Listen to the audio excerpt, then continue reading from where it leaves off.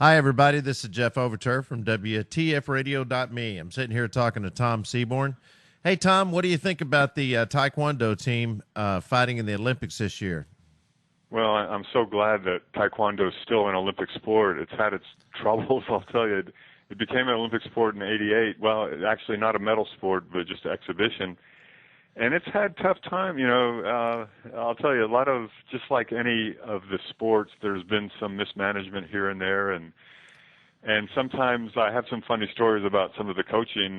When I was on the U.S. team in 1979 and 1980, one of the coaches suggested to one of the players, and the Olympic team members are called players, not whatever.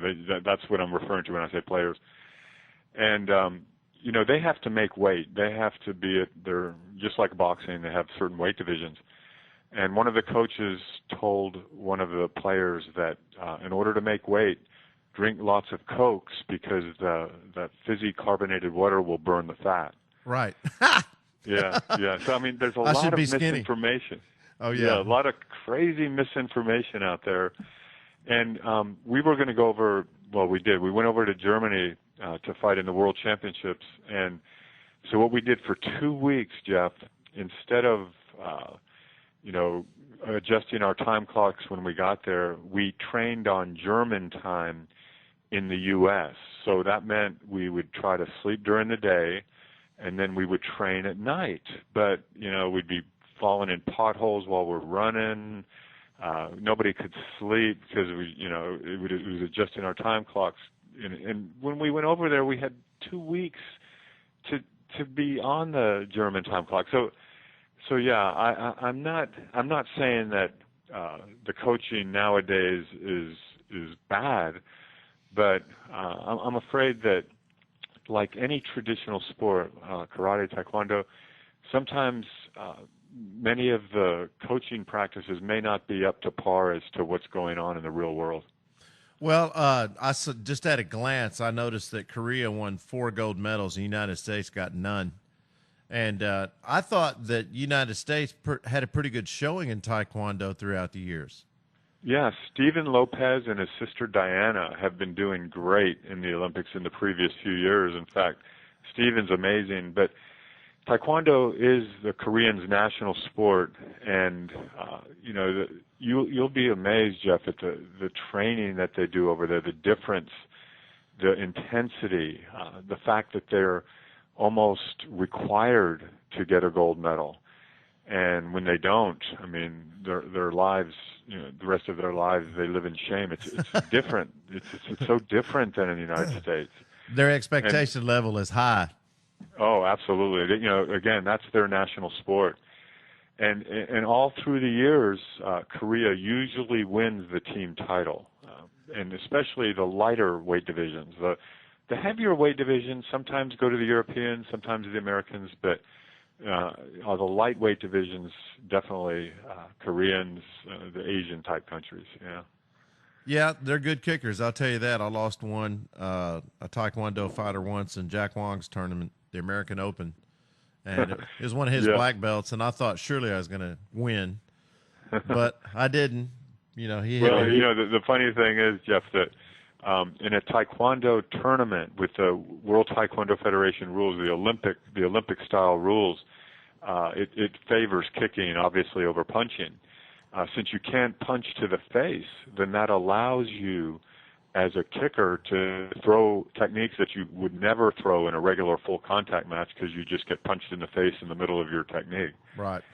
Yeah. So that's why when a kicker versus a puncher, if you can only punch to the body, it's really difficult to score to the body in Taekwondo in this Olympic style. For example, you have to hit your opponent so hard, they call it trembling shock. If you don't hit him that hard to pretty much move him or knock him down, then you won't get a point. So that's why everybody kicks, and very few of these guys punch.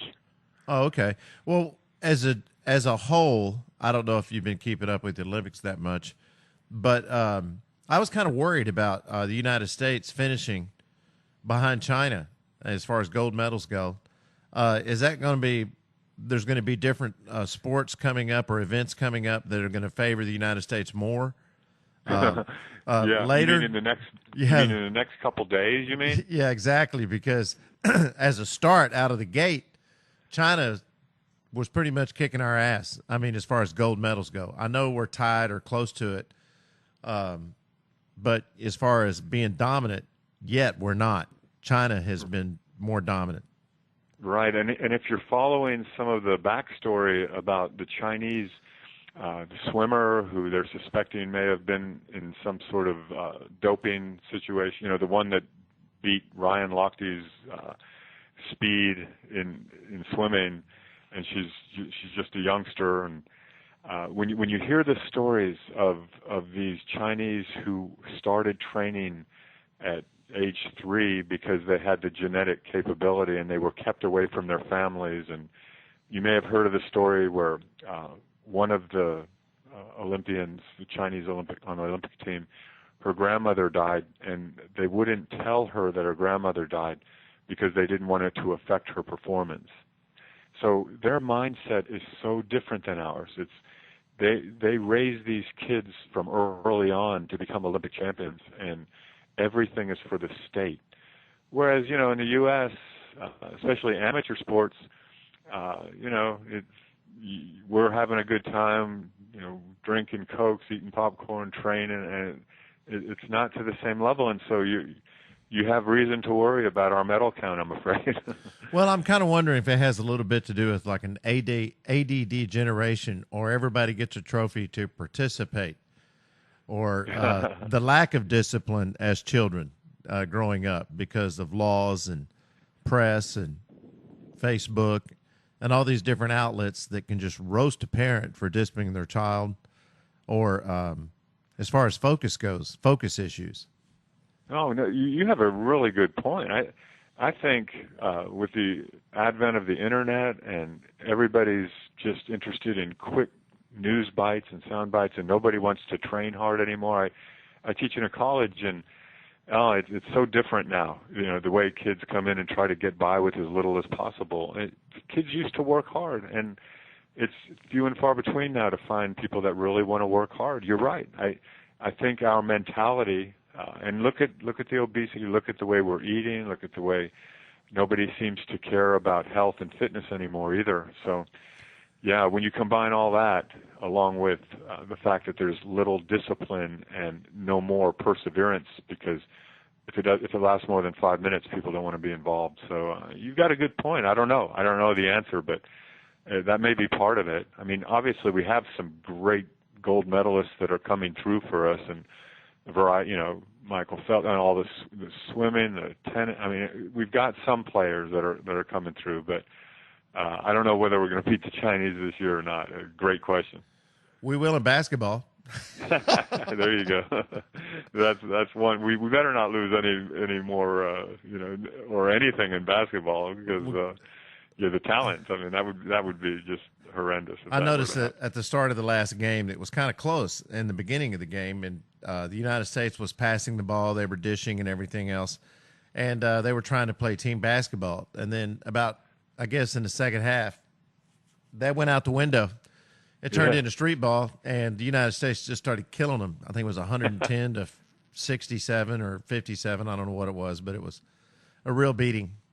Wow. Yeah. Just playing off skill and talent, and everybody's just saying, hey, shoot. If you don't pass on the shot, just shoot. That is funny. You're right. Because, I mean, talent-wise, nobody should be able to beat the U.S. But you're right. If it were all based on the fact that a lot of these teams, it's like they've been professional playing for years with each other, whereas all of our all-stars, they're awesome individuals, but as a team, they haven't worked together. But that's why they say Krzyzewski is the perfect coach, because he can bring these guys together. And, I think they'll win just on talent alone.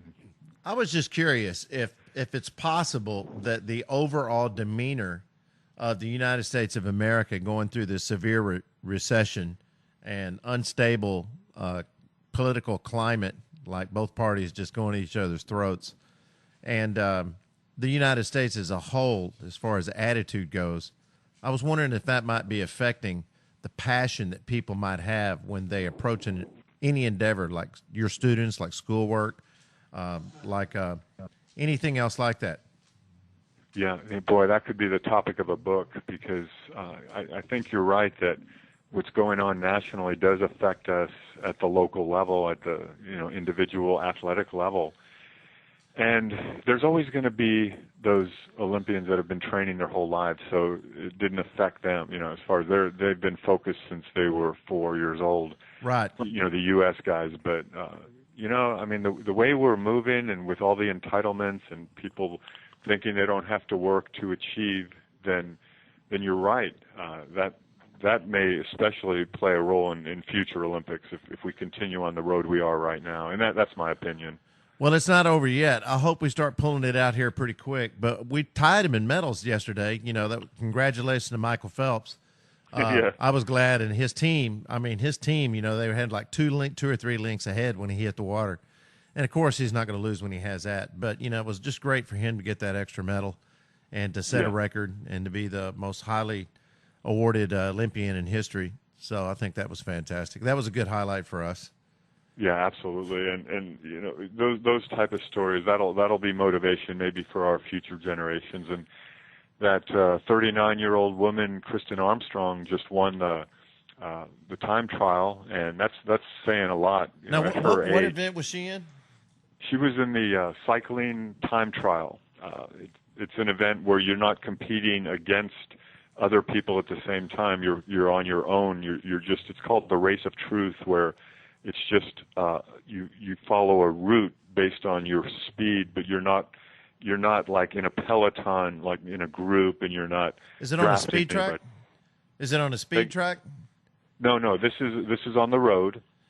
But she had a great story. She just had a child and didn't think she was ever going to compete again, and then recently broke her collarbone, but came back after that, and to win an Olympic gold medal, that's a great, awesome story. Again, hopefully motivation for kids, and they're watching that and they say, "Wow, I want to be like her."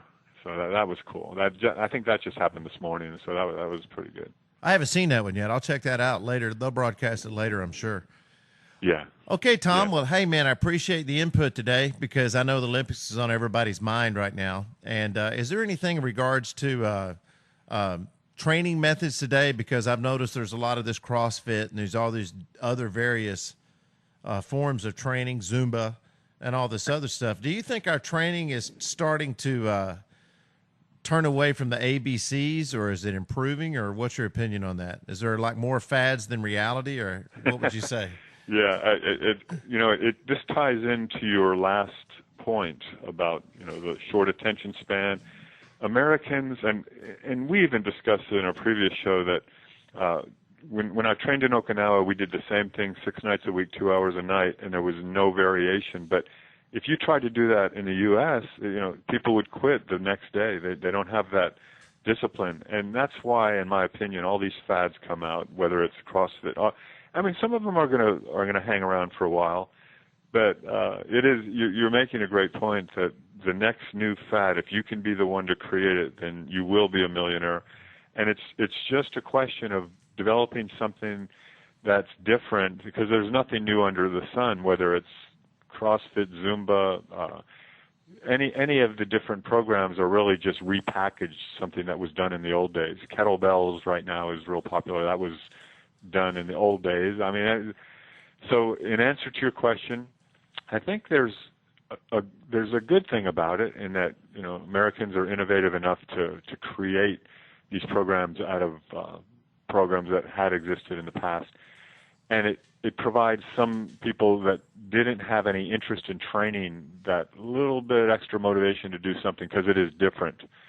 But with what you originally said about getting back to the basics, the ABCs, you're right. I mean, when we're constantly needing to rework our programs, there's some people that say, don't do the same workout program 2 workouts in a row, because your body needs to adapt. Well, that's not necessarily true, and yet that's what's pervading the U.S. right now. It's like, oh, you've got to change up your program, and that's why a lot of these new fads are really popular, because everything changes every second, so you never lose supposedly your motivation. Or your short attention span. Yeah, exactly, exactly. Because people can't do what? Focus. Yeah, people exactly. have focus issues because every time I ride my bike, it's the same 22, 23 miles. It's the same path. But guess what? My body responds to it every single time because it doesn't have a choice. I mean, it's like you're going to breathe hard, you're going to push hard, you're going to sweat, you're going to burn calories, and you're going to get an incredible cardiovascular workout. And so how can you lose? You know, right. You know, that's right. How can you miss on that? Okay, well, listen, man, I appreciate your input, and I'll give you a holler again here soon, and we'll keep this up. All right, my friend? All right, Jeff. Thanks for calling, man. Okay, bye. Okay, bye.